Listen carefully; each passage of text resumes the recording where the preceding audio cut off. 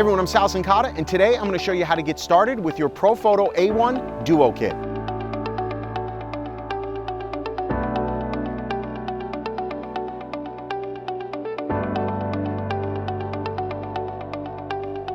All right, so we are here in the field. I've got two A1s with me. Now, we're going to use one A1 as our main light. That's how we're going to illuminate our subject.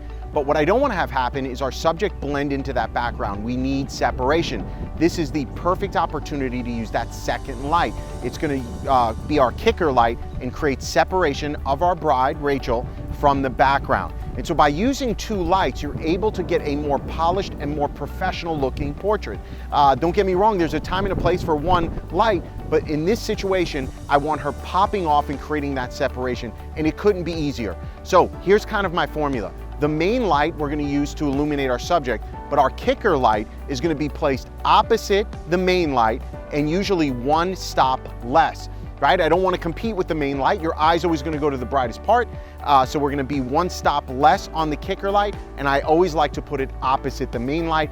That gives us some nice balance in the shot. So let's see how you do it.